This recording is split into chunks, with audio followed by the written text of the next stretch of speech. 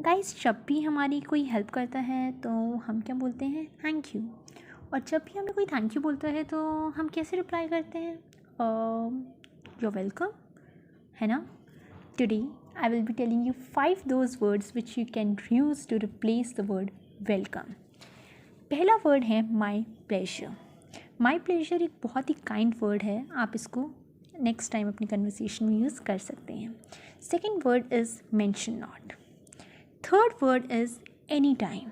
Guys, I would highly recommend you to use this word next time someone thanks you.